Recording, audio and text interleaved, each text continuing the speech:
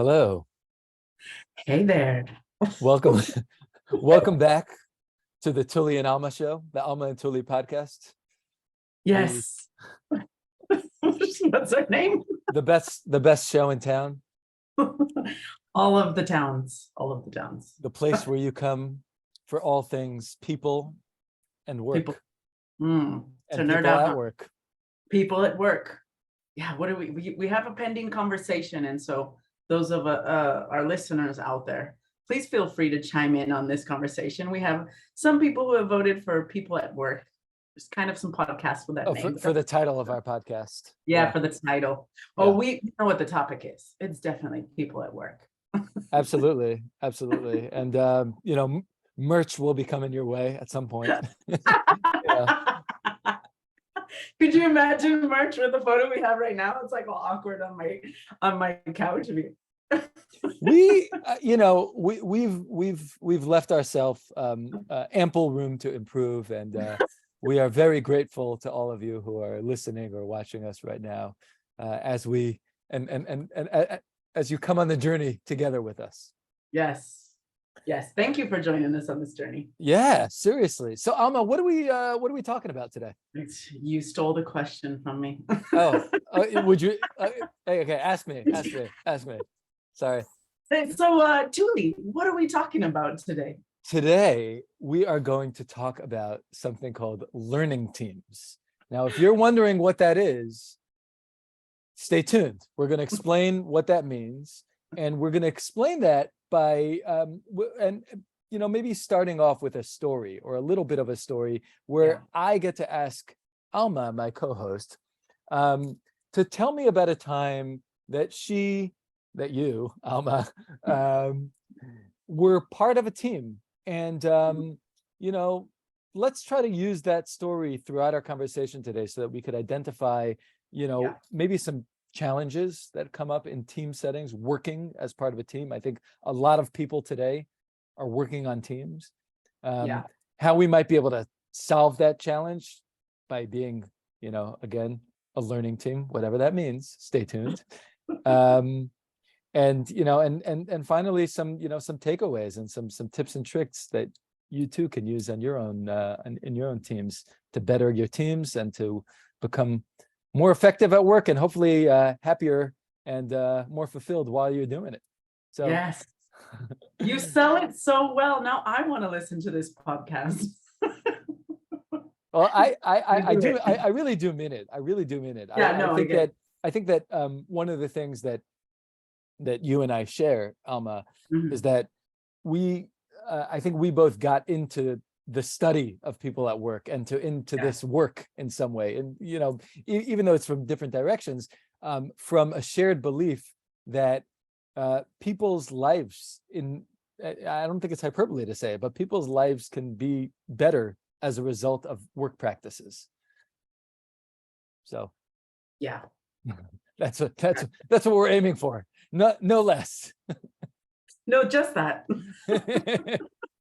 We'll settle for nothing less. That's actually true. That is kind of our driving force, at least in our professional life. Yeah. In a nutshell, right? So. Yeah. So Alma, why don't you start off by I know that you have a really cool example from a past work experience.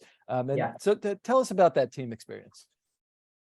Okay, cool. So the context was a few years ago.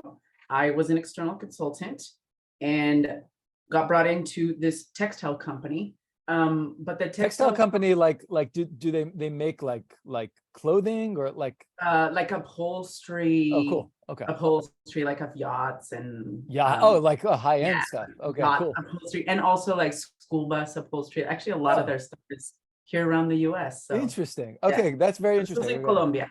Yeah. Cool. Okay. And this was actually a family-owned business for many years, and then they bought and did better and better, and now it is a multinational. And at the time that I come in, there were 6 or 7 companies already trying, that had come together. They had acquired these companies, and they had this big challenge of like, how do we not only help everyone feel part of this one name, this one group, one name, I won't use their name, but ABC company, right?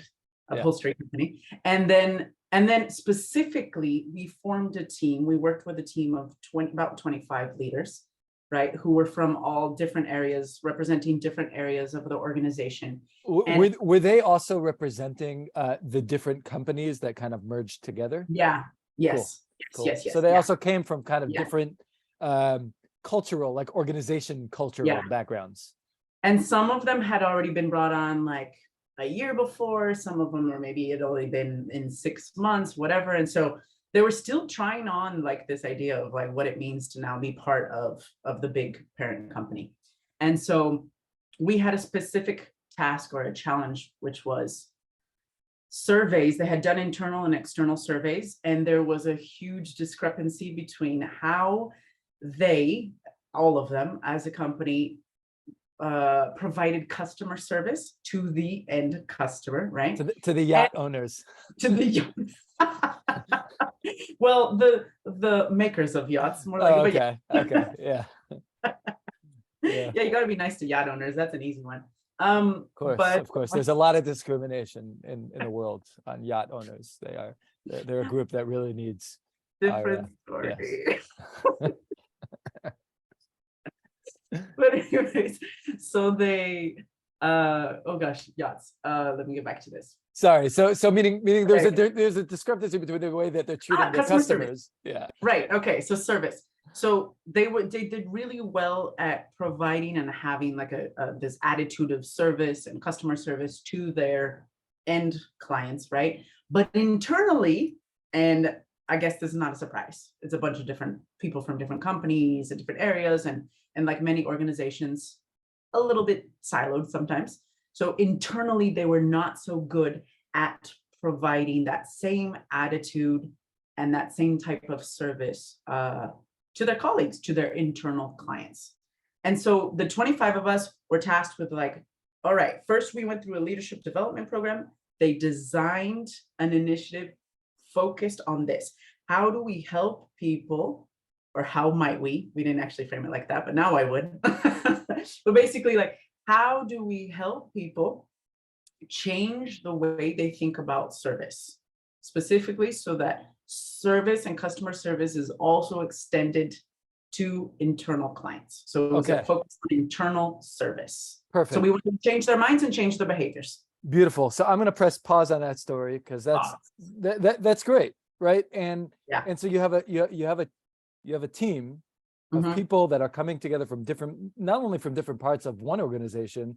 Well, they're one organization now, but they're from different parts of various organizations that are now one organization to solve a very, to solve a challenge around service in the company. And I can imagine that a lot of our listeners, and I know that for myself too, right? When you come together with a group of people as a team to solve a particular challenge, there are all sorts of challenges in doing that, right? Working on a team is a challenging thing to do. And I wonder if before we talk about solutions, if maybe we could identify in some way, like what are some of the big problems or challenges, I should say. What are some of the big challenges of like trying to accomplish something on a team that don't necessarily exist when I'm working together or maybe even with one partner?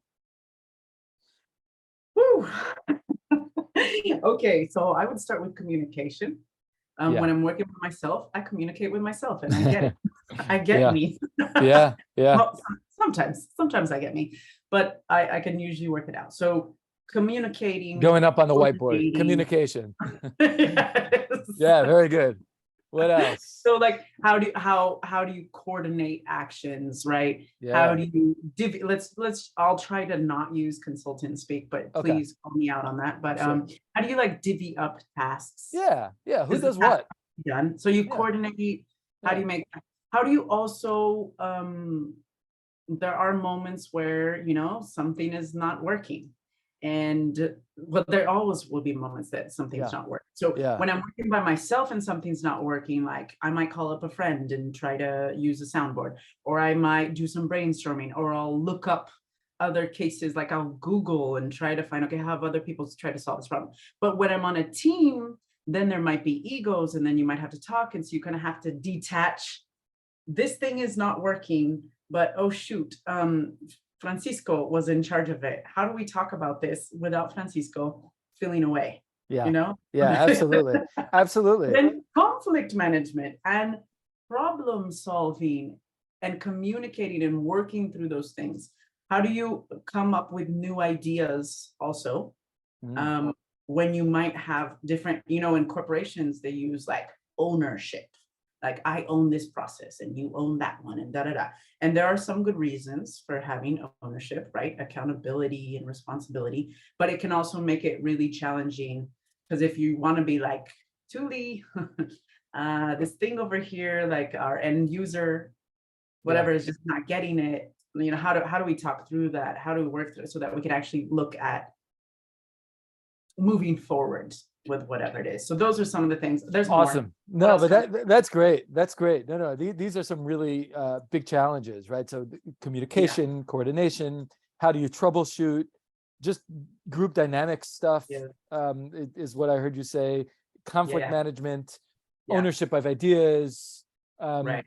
All these things are totally, I think lots of people could relate to those challenges when you're trying to work together as a team. And like, I think that there's part of me that wants to ask you, like, okay, it sounds really challenging. So what are the advantages of working on a team? But there are so many, right? And that's pretty obvious.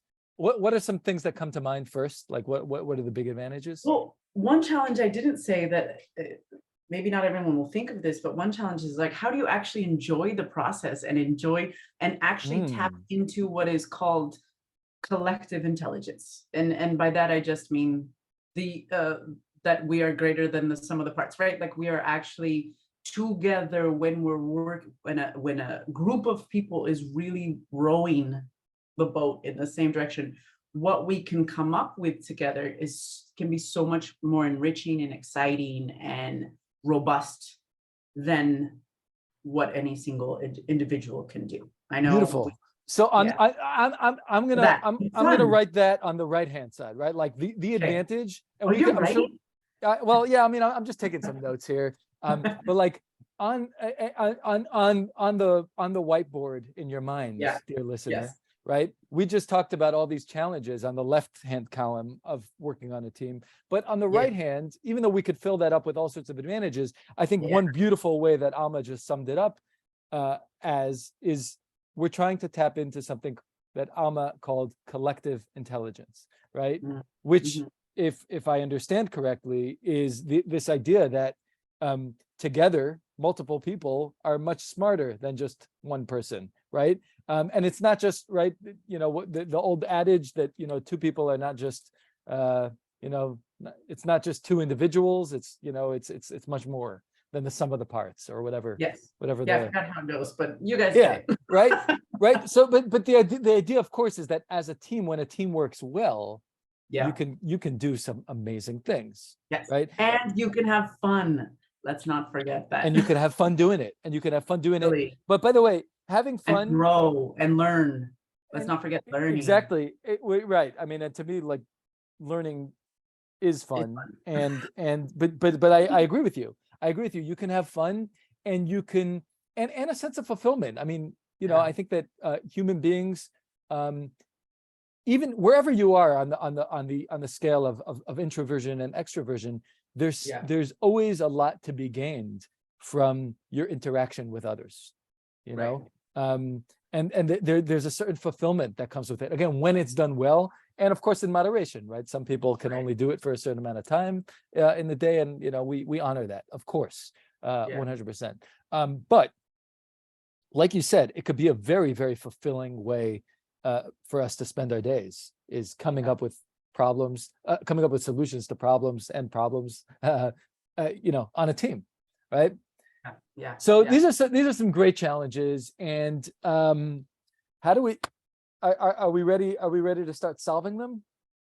Yeah, I could tell you about how that particular team, going back to the story at the textile company. Should we start there? Is that cool? Yeah, absolutely. That's great. Okay, so all of those challenges that we just named off, communication, all of that, those are of course part of it. But basically, we're talking about a 9-month period. Project.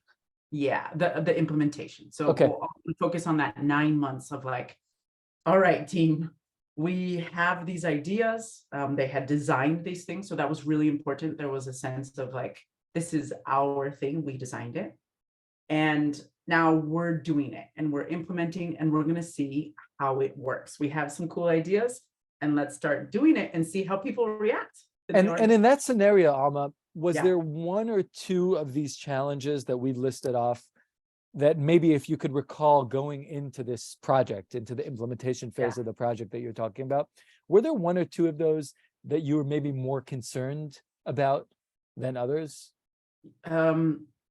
Yeah, you know, the one that, okay, so this super important topic of feedback. So we didn't use that word specifically, but basically when you have to troubleshoot and you got to talk about ownership and you've got to communicate, there's always, and something isn't working, right? Feedback is implicit in all of this. It's like one of the ways that you're going to get through it. So I remember that culturally, I was in a context, a lot of the organization, right, the companies that had been bought and acquired were very used to hierarchical structures, right? And that hierarchical structure can also get you as a worker, as an employee, very much into, I do the things that I got to do. And when I get called for feedback from my boss, this is inherently negative. Because if I do something well, it's just a very quick, like, nice work, right? Yes. So my concern at the beginning was, all right, it's going to be so important for this team to be constantly talking and kind of gauging how our ideas are actually working and iterating, like adjusting, changing. We cannot do that without good communication, without good feedback. Yeah. And I wanted that feedback to be detached, right, from the person who maybe carried out the task that didn't work.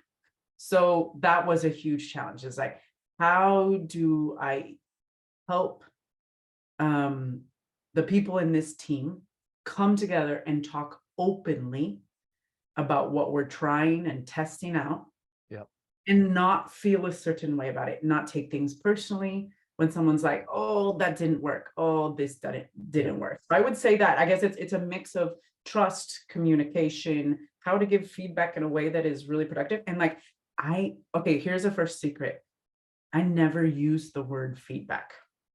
I never used it. And I don't know how intentional it was. I don't want to give old me. No, that's very fair. But I think that the concerns that you're describing are. But I wanted feedback without using a word. I wanted so much of it. Go ahead. Yeah. Oh, meaning you wanted feedback, or for yourself, or you wanted.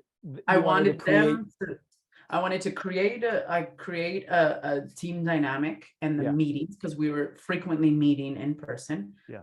We had a WhatsApp chat and everything as well. And I wanted the dynamics to be that feedback would be free flowing and would not cause personal conflicts, that our conflicts would be focused on what we were doing, what was working, what wasn't working, what was adjusting. So that was probably my biggest challenge, because you have to set the tone that there can be trust, that, you know, we're all working the same, and also like get them excited about what they're doing in moments where maybe a lot of things we tried didn't work, you know?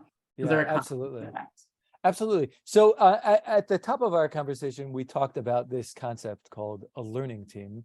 And would you say that team was a learning team? Yeah. If so, how? And you can either describe first what a learning team is and then talk about how, or you could give us an example of like how it worked and then tell us what a learning team is. I don't know. Do your thing. Do your thing.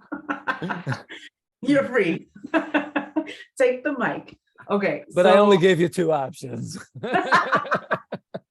I'm gonna go with option C. Oh, very good. Excellent. No, actually, I don't even remember the options anymore because I'm laughing too much. All right, but I will answer the question. Yeah. It was a learning team. It was definitely a learning team. I think it was a process of becoming, but we actually did it fairly quick. And so I think I'll share a few moments where I can say there are specific moments I remember where like, wow, what a cool team. And there was a sensation of like, even in tough moments. So I remember maybe halfway through, we have implemented a lot more. And we have little mini task force of people who are physically taking what's like a story booth to different areas of the company. And also to add complexity, there were different buildings. So that was actually a logistical thing. So you had task forces and we came together for this meeting and people were kind of down because a boss or two around there had kind of put the brakes on the plan that we had.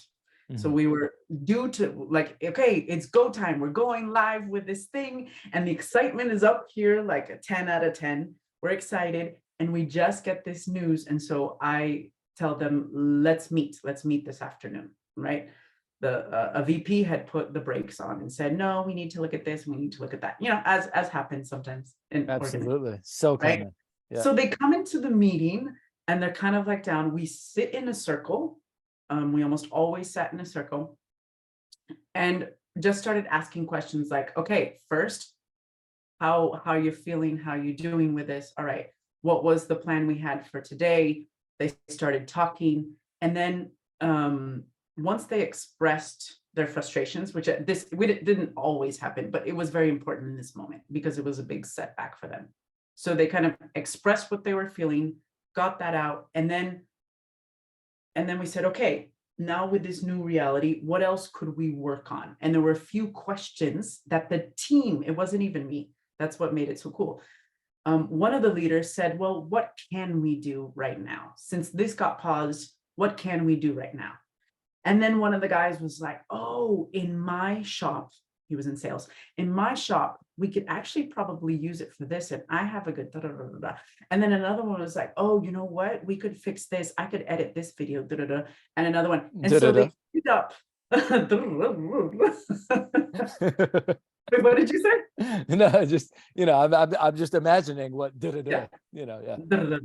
Yeah. So basically it became the cool frenzy of there still are possibilities and what can we do? And so that was, they didn't wait for the cue of a leader, right? They took initiative amongst themselves. They also had the liberty to kind of talk about how they were feeling and the frustration, and that was acknowledged. And then they also realized, like in that moment, they were learning together how to overcome a setback and a challenge that was completely out of their control. So that's hopefully that's a good little picture of a scene where I was like, this is such a learning team. I think it is, and I especially appreciate that that you're painting that scene at a moment of adversity, because you often, I think it's probably true that you often learn about the strength of a team and maybe the strength of individuals too, when they face some sort of challenge. And so it does sound now so what was it that made them a learning team, or do we want to define what a learning team is? Okay, I could give it a shot. I think there are. Okay. there are a few things. A learning team is a team that has the mindset of we are going to be continually learning through challenges, right? So there's an expectation that there will be challenges and we'll figure it out together. That's huge. And to support that mindset, they have some behavioral habits. Those might be unofficial. And I think the habits come from, like, I'm not saying that every learning team, has this routine that they do with the No, but there definitely are behaviors that are habitual in how they talk to each other, how they approach challenges, how they delegate, how they do those challenges, how they do teamwork is focused on together, we will make it through, and we will learn something through this. So one of the habits is definitely feedback. Another is assertive communication. And then there's a few, we don't have to get into all of them, but how would you define it though? What would you change about that definition? I wouldn't change anything about that definition. What I'm curious about, I mean, mostly because I don't really have I don't really know exactly what a learning team is. I mean, I know a little bit, but you know this a lot more than I do. And what I'm curious about, and I wonder if this is a fair question, but let's say, let's paint I don't know, am I using the word counterfactual correctly? I don't know. Anyway, but painting a counterfactual, suppose that this team that you were a part of and was not a learning team. Mm-hmm. How do you think they might have approached this challenge when a VP was putting the brakes? Thank you. That's a great question. Dear audience, this was not stage scripted at all. That is a fantastic question, Tuli. Okay, now, and you got me very excited because I think I can answer in a lot of ways. I've been on unlearning teams. Unlearning. That's good. You heard it here. Coined here. Unlearning teams. Don't. I think there are a plethora of unlearning teams. Great. Oh, that's too funny. Okay, so what would have happened? Okay, wait. Yeah. It was an unlearning team.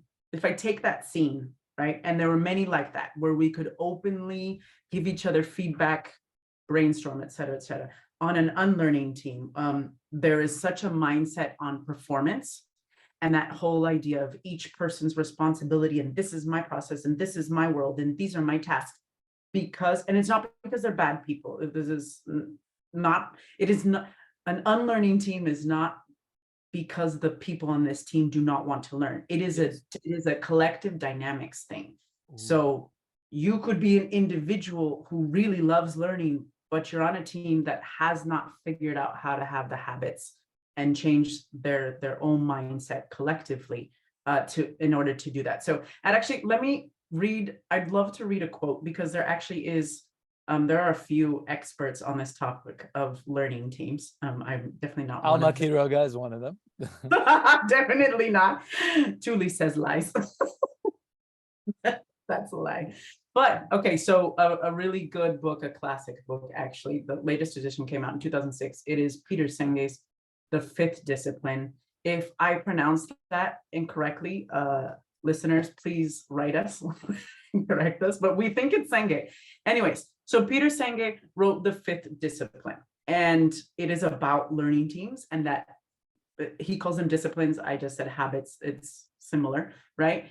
And so he says that all learning teams and learning organizations, so these types of organizations that are continuously learning, have mastered 5 disciplines, right? And in his introduction, I would say there's this quote that really points to why this can be so hard for us in the for-profit world, especially in for-profit companies, to have the mindset that would allow us to be learning teams. So this is from it's embedded from another author. Our prevailing system of management has destroyed our people. Oh, yes. Sorry, Senge is quoting someone? Yes, Senge is quoting someone. Yeah, I forgot. But you don't remember who? He's quoting. Yeah, I can say that. So he is quoting Dr. W. Edwards Deming, who has since passed on, but who worked in quality control for many, many years and wrote about management, but is basically talking about organizations and teams. So awesome. Sorry. Yeah. No, thank you. Good clarification. Our prevailing system of management has destroyed our people. People are born with intrinsic motivation, self-respect, dignity, curiosity to learn, joy in learning. The forces of destruction begin with toddlers. A prize for the best Halloween costume, grades in school, gold stars, and on up through the university.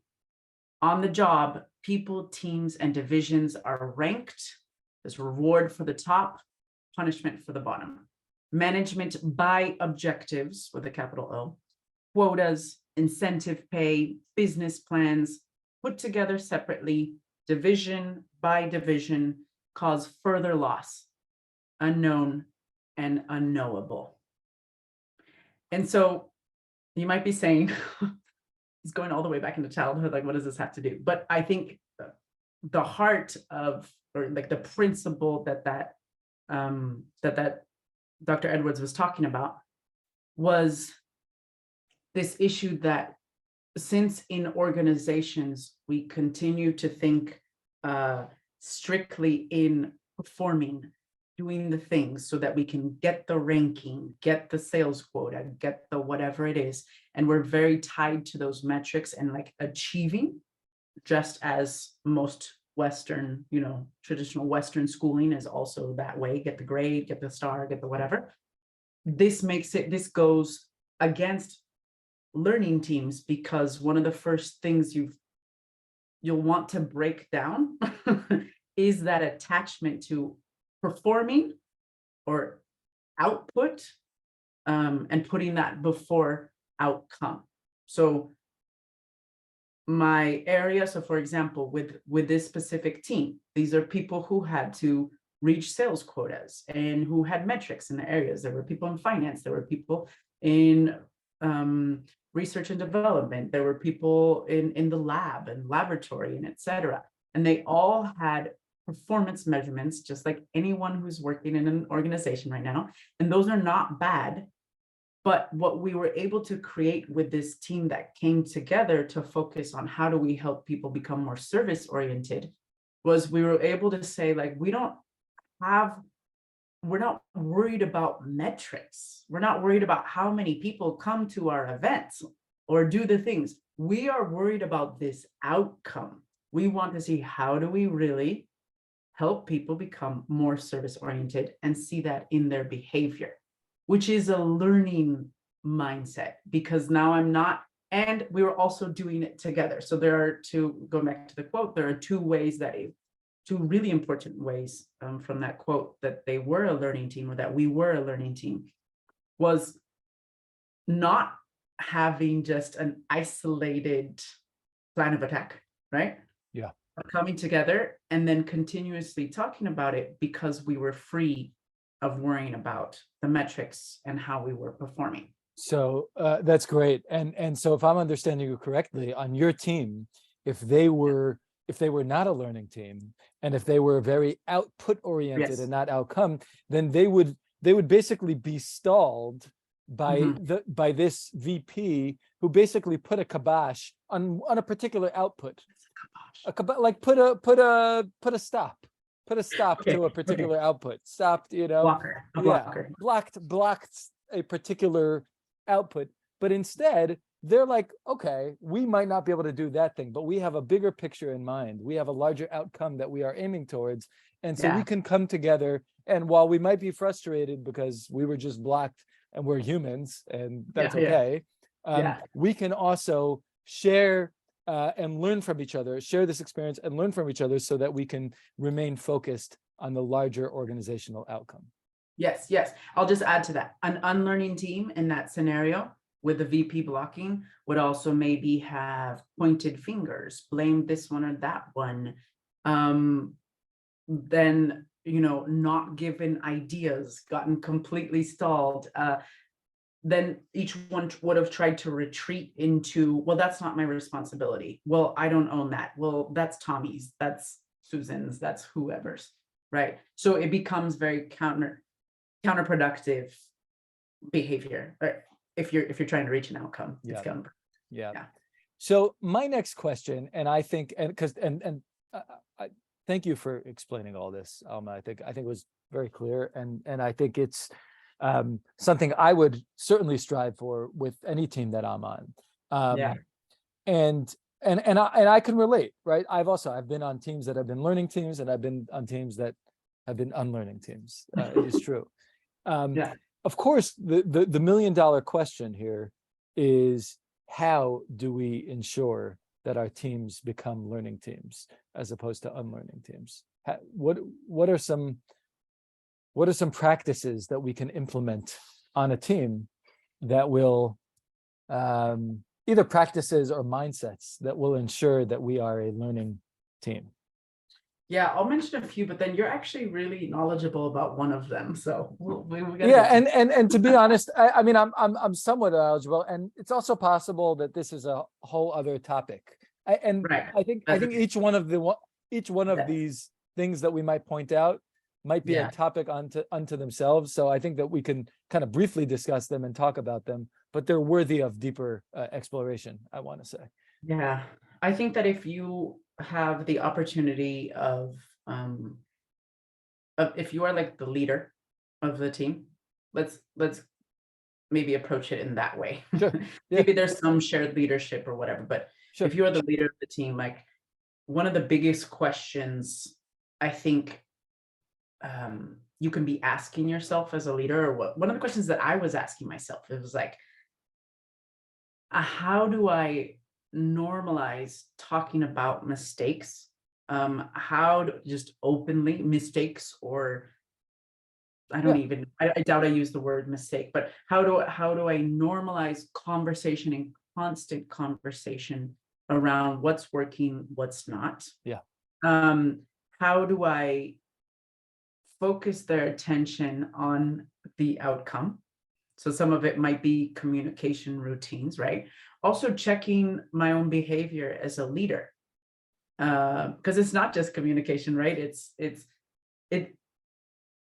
you have to watch out to not be hypocritical. Like if we say that we're gonna create in this team, I want there to be openness and trust, and that you can talk through what's not working in your work and what you're not liking, and etc. Or you can have an idea that just doesn't pan out. All of those things are okay. That's a concept called psychological safety, right? Like I feel psychologically completely safe to talk about those things. I think that's huge for learning teams. I would argue that it's kind of impossible to have a learning team without fostering those shared beliefs, and that is done through habits, through routines, where you as a leader like set the tone and you start talking about, oh, this isn't working for me, and you normalize it. I think normalizing giving feedback and constant feedback, as opposed to formalizing feedback, as opposed to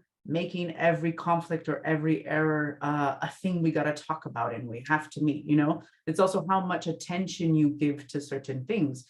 When you're on an unlearning team, when you're on a performance mindset and track, all you have to do is observe what is given energy, attention, and weight in the meetings. Yeah. What do they talk about the most? What do they da, da, da? And it'll be very different from a learning team. And so like in my experience, setting the tone so that those types of you're kind of creating a space and facilitating them being their own problem solvers and cheerleaders and feedback givers, like Yeah. that's right. And Yeah. also trust that you have intelligent people, that when they come together and when we talk through things, we will learn and we will be better. And so trusting that process, which means that unfortunately a lot of people, just in general, conflict gets a bad rap, like talking about hard things and disagreeing with someone just in general is something that is unpleasant to go through. And I think that a lot of leaders want to avoid it. I totally disagree with you. And that is a huge loss. Don't Alma, I completely allow the conflict to happen, guide it, facilitate it. Alma, That's what you're gonna learn. I totally disagree with you. Okay, do it. Why? I'm just joking. I just wanted a model. I just wanted a model disagreement. Let's model it. Let's have a fake conflict here. Well, I mean, this happens to be the rare case where I do not disagree with you, Alma. I fully agree. I fully agree. And yeah, I agree that that what we are trying to get to is we're trying to get to a place where we are creating psychological safety on the team, and that you hit on some of the really important ways that we do that, right? The leader has to model the behaviors that they want to see, and it has to be, which is hugely important on many different levels, right? The old adage of do as I say, not as I do, does not work. It just doesn't work. That's not true. It's true. I believe that to be the case in parenting, and I believe that to be the case when you are trying to lead people, right? If you don't do the things that you are preaching, then your people will not do them either. Right. And like you said, you have to embed it into the habits of your, of what it is that your work habits, of what it is that you try to do. I mean, this can be done, by sharing failure. This can be done in lots of different and important ways. One other kind of concept that I wanted to add into the mix, and I think that we'll spend more time in future episodes talking more about psychological safety and how to achieve it. And I think you already gave us some great pointers of how to achieve psychological safety on a team, right? Trust, obviously, right? You can't have psychological safety without trust, But the other kind of concept I'll throw out there is something that I learned in one of my classes in graduate school. It's called reflexivity. And reflexivity is, comes from, I think it comes from sociology, but I don't know, what do I know? But it's basically this idea of like, the way I'll say it the way I understand it. It's basically the idea of not only considering the work itself, but also constantly thinking about and reflecting on how you are doing the work as a team. So pausing and having, pausing and talking about, okay, forget about our outcome, even, which is super important, right? We're trying to make this a better, a more service-oriented organization. Super important. How are we doing as a team? What's our process? What's our process? How's our process going? Anything we need to improve? You don't have to do that like ad nauseum. You don't have to do that every single team meeting, but being aware of that, and especially as a team leader, thinking not only about your outcomes, but thinking also about your process and being reflective about how you're working together as a team is really is an essential quality, I believe, of a learning team as well. Yeah, that one is really good. I hadn't thought of that. And it is an important, I think some teams are able to do it kind of informally, right? Like maybe the leader kind of intuitively knows like how are we doing, check in, whatever. I think there's so many questions come up, but I will share. So I love the idea of team reflexivity. Now, the consultant in me, I'm on a few projects right now, Tuli, and so I'm not going to say even which of what, but there's one I'm on right now, and I'm doing a bunch of interviews with colleagues, right, of this team. Okay. And one of the things that keeps coming up is this consciousness of like, yeah, we're really good, we're really committed, we're really smart. We're doing way too much, but we just don't have time we never stop to pause. And what can we do differently? And which processes do we even have processes? Not really. We're just go, go, go, go, go. And my hunch is that most organizations, at least in the West, right, suffer from the same thing, that we're so into go, go, go. And it's part of like national culture too, and corporate culture, but so go, go, go that stopping to reflect with your team about how you're doing sounds like what in the world are you going to do that then? And you're speaking to like something I'm seeing right now, and I keep seeing it, like y'all need to hit pause and really talk through this. You are capable of solving some of your own problems, in fact, without us as consultants, which is often the case. But you need some spaces and some type of process to be able to reflect together and then decide what you're going to do. But in your experience, Tuli, like it's such a beautiful idea, team reflexivity. Have you been on a team where you've been able to do it? Yes. Naturally? And yes. And I fully agree. I totally hear your point, and I can also hear in my mind a lot of feedback that I would receive from some of my friends, it'd be like, what is this fluff? Get your work done, stop talking about your feelings. Got things to do. Yeah, we got things to do. Who cares? To them, I would say, be my guest, don't do it. These are things that, from my understanding of like, the scientific literature on this stuff, will actually make you make more money and do better work. And that's the thing, right? And like you said in the beginning, Alma, you're gonna have more fun doing it. You're gonna have more fun doing it. You're gonna enjoy your life. You're gonna hate yourself less. You're gonna take, that anger and pressure that you feel at work, you'll take it out less on your spouse and your children and your friends and your community, and you'll be a better person in this world. And so that's the thing. Like, actually, look, you could, I think it's pretty easy to say, oh, we don't have time for that. We just got to go. And there's something about that culture that's unfortunate, because also you're just not going to be as successful. So, what can I say? That would be my argument for it, especially to people that are especially critical of this, is like, this is really going to help you. Yes. Now, wait. Okay, there is one thing that I want to push back on just a little bit. Not because I disagree with you in concept. One thing you said that, oh shoot. Okay. In the last thing you said, you were saying that if you don't, okay, so this is gonna make you better. If you don't do it, you're gonna continue. So one of the issues is that why don't teams adopt this more often, right? And you said you're not going to be successful. You're not going to be as successful.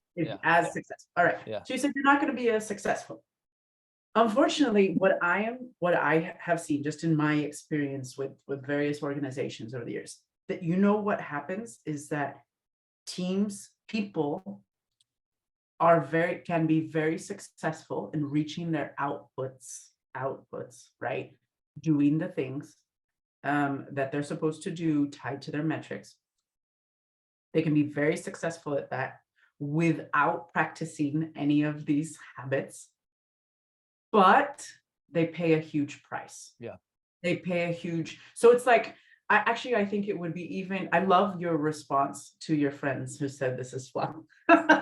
Like, I love your very no F's given type of response. Like, well, be my guest, don't do it. However, I would also, like, appeal to loss aversion a little bit. Okay, you can be very successful. You have been. Look, right. You're a successful team. Like, let's take tech.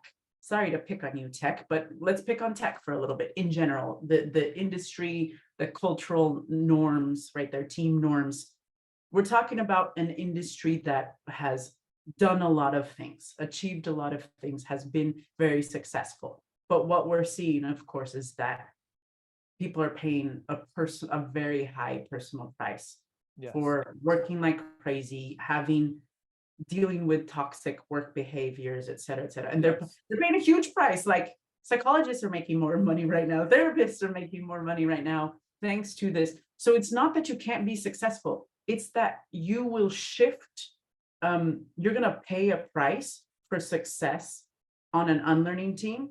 And that price is going to be probably yours personally. There's going to be. I agree with you, Alma, and it's true. So let me revise and no, you're right. No, you're absolutely right. You're absolutely right. You can be successful as far as like making money, and like you said, meeting outputs. Look, I think that we all know of assholes that are very wealthy, right? And and so you can. The question, the question is for how long, right? Yeah. How long could that sustain itself? And the question, like you said, is at what price? And the question is, can you do the same thing without, you're right? Can I be successful and enjoy teamwork? Not in every single moment, because there will be conflicts and stuff. Right. But can I overall enjoy teamwork without paying a big Right, right. Like that's the other thing here, right? Like maybe so maybe I was wrong before. I don't know. I have to look at the research more deeply, and I'm not sure that I can prove that you'll be more successful. Although I strongly believe that over time, and certainly Yeah. more successful as far as like your life and stuff like that. But Yeah. um but yeah, like, can you accomplish the same thing without that attitude of like, no, we can only think about our outputs and not about the way that we actually do work. Look, I don't think this is easy, and you're right, it is kind of a shift of habits and of learned behaviors that are ingrained in us, like that quote that you read before, kind of from childhood in a sense, right? Yeah. So I don't want to pretend that this is easy in any way. Yeah, so great point. So just to conclude here, Yeah. tell us the end of that team story. What were some of the outcomes as a result that you feel that you can really kind of that were due to being a learning team? Were you guys successful in your project? We were. Now we had, okay, so honestly, it was a huge outcome that we were quite ambitious, Sure. right? Change everyone's mindset about internal service. Yeah. That's huge. So I wouldn't say that we achieved it completely, but we definitely we definitely did some things that surprised people and challenged them, gave them a voice. So the original ideas that they had, so within that 9-month period, by the end of the 9 months, there were some tangible things. So there was like a story sharing booth. There were people who had shared their stories. We had elevated, I think, some really important, there were symbols of what it can look like to have an internal service orientation or internal customer service, right? And we were able to elevate those stories. People heard about our group, people knew about it. I think that was also, there was awareness. There was much, but this was, thousands of people, right, in this organization. So there was awareness that like, oh, they're talking about service. So there was a little bit buzz. Now, I would say, of course, for that to be completely successful, it would have needed some more time because we're talking about a huge, huge goal. But the team itself, let's talk. So one thing is the external stuff, right? Yep. We did external things for the organization that were cool. There are pictures, there are people who have good memories of things that they engaged in. And who could probably, even if I called them up right now, be like, oh yeah, that thing. Okay. Maybe we didn't reach everything, but if I focus also on the team itself, those 20, 23 people, and I'd love to call them up and talk to them a while and see if they actually agree with me. But what I think, my perception and the feedback that I got from them at that time, like explicit feedback, is that they had a completely energizing, different type of experience on a team.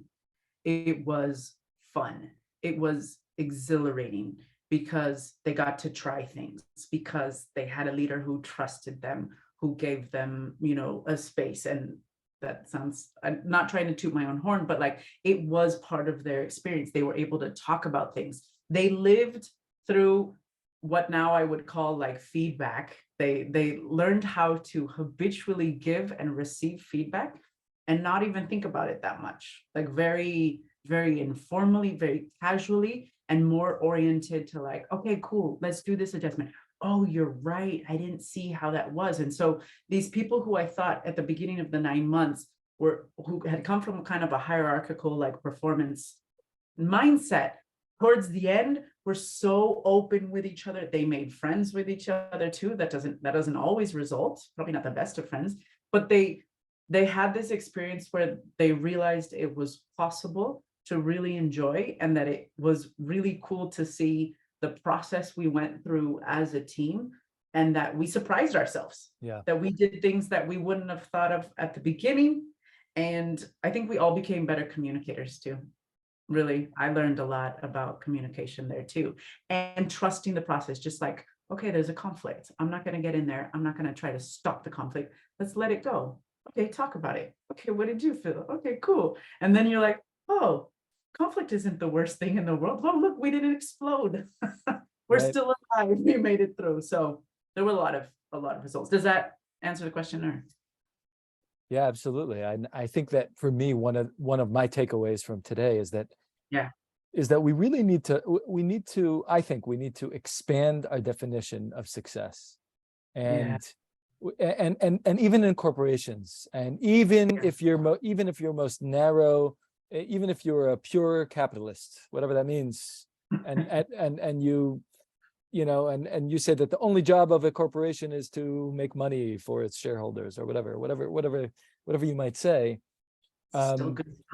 you can still, there is still a definition of success that says, I'm thinking like of two experiences I've had on two distinct teams, and I'm just thinking of how I felt when I either left a meeting together with my teammates or got off of a Zoom call together with my teammates. And I think that people can relate to this. Sometimes you get off of a Zoom call. I'm thinking Zoom because we're real virtual these days, right? Sometimes you get off a Zoom call with your team and you just feel drained. You feel drained. You're like, what? I don't know. It's not pleasant. There's all sorts of stuff. And sometimes you get off and you're energized and you feel great. And that's really worth it. That is something that is worth it. And I do believe that in the long term, that will bring a lot of success both to yourself or to ourselves and to the work that you're doing. I don't know, like I'm not to get like too big here, but like, what is life about? Right? Truly, like I'd like to believe that a part of our lives is about doing good in whatever it is that we're doing, right? So like if it's a meeting with a team, let's do good. Let's make the people around us and ourselves feel right. Let's approach this in a way that is adding some good into the world. I know that's a little preachy and I don't know, idealistic in some way, but why not? It's life. It's precious. Yeah. Yes, definitely. And I like that image of the moment of getting off of a Zoom call with your team. I think that's a huge, a really cool metric. That's a better metric. Like, and the more you won't have every meeting like that, but the more it's more common for you to be energized. Yes, you're right. Like, wow, the things that you can achieve. If you want to talk about achievements, like the things that you can achieve when you are energized, by being with your team, and then knowing that you will remember, like psychologically, we will remember that last feeling, and we'll go into the next meeting with that team expecting more of the same, right? Yeah. And by expecting it, there's a little bit of self-fulfilling prophecy thing that goes on, and in a good way. That's like the positive part of those expectations, if we go into it as well, based on the experience, and we tend to want to recreate or get back to that point. I think that's a cool metric. Speaking of different ways to define success, like totally, but going one step to a moment where you asked me about what are some practical tips for a learning team, I would say, hey leader, me, think about like, what are the metrics that you set up for your team to see if your team is successful. If your metrics are the plain and simple, traditional, the same ones as they've always been, well, then maybe you can start there too and expand. Yeah. Right. So that was really cool. That's great. Did we get it? Did we get it all? Anything else? Oh, I think we covered it all. So we're probably going to stop this podcast now because now we've talked about everything. So anyways, thanks for listening, everyone. Yeah, seriously. And next week, tune in. We have a really awesome guest that's going to talk to us about curiosity, among other things. Yes. Thanks. Cool. We have so much to talk about, but that's okay. Yeah, thanks. And happy Thanksgiving, everyone. Oh, yes. Happy Thanksgiving. All right. Bye. Bye.